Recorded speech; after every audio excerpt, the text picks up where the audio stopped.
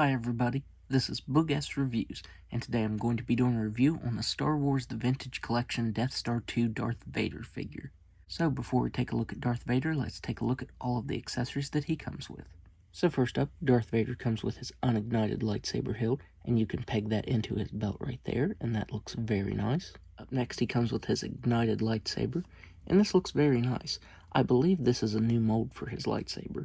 The last Darth Vader figure I have from the Vintage Collection is way back from 2011, so I'm pretty sure they updated this lightsaber.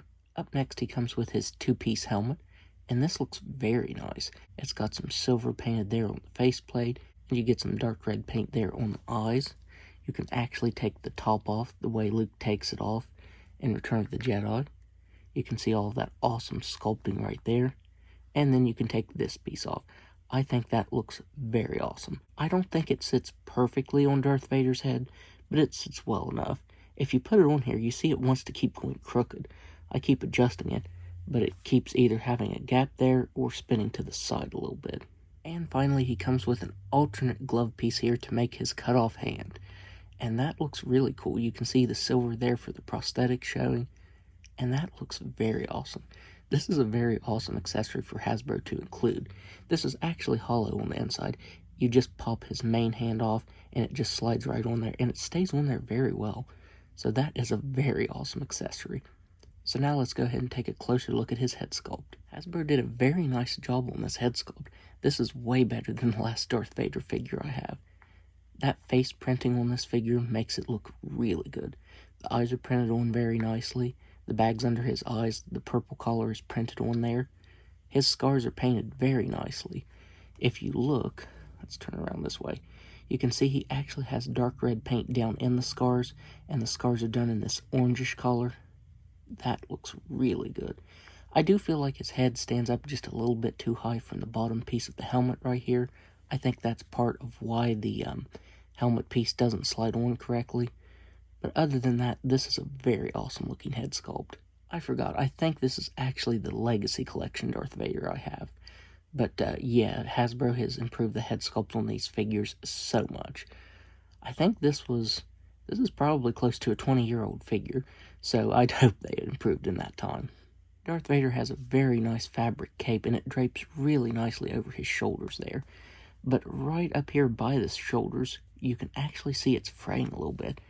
The fraying is really bad on this side. You can see it fraying right there. It kind of goes down to right here and then just stops. So yeah, it is kind of weird that it's fraying because it was like this straight out of the package. That is a bit unfortunate, and it does scare me. He has some very nice paint detail to his shoulder armor right there. That silver looks really good. His chest box right there is painted very nicely.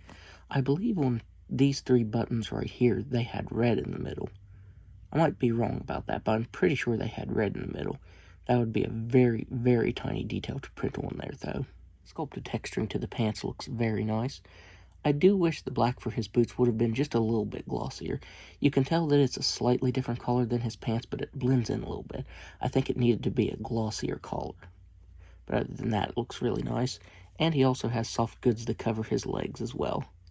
And as I said, just like with the cape, that drapes very nicely on the figure. So now let's go ahead and go over his articulation. He has a ball-jointed head that can look up that far. He can look down all the way, even in his helmet there. Can move his head side to side, but when you do that, it does move the cape. He has shoulders that can move all the way out. Single-jointed elbows that can actually bend all the way in. On his regular wrist, it can hinge up and down and move side to side. He has a ball-jointed waist that can move back all the way. He can crunch forward just a little bit. He can move side to side and all the way around. He has ball-jointed hips that can do a complete split. He can kick forward all the way. He can kick back very slightly.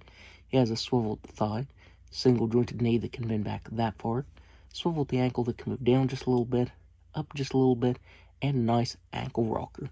So now, let's do some size comparisons. So first up, here he is next to the Legacy Collection Darth Vader figure.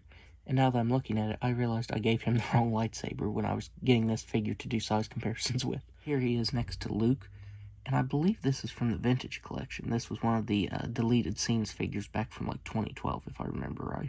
And finally, here he is next to the new updated Vintage Collection Emperor figure. So overall, I would highly recommend picking this up because Hasbro did a very nice job on this.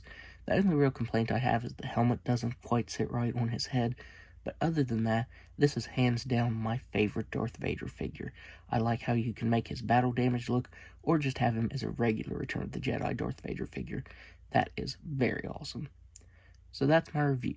If you like this review, be sure to hit the like button and subscribe to my channel. Thanks for watching.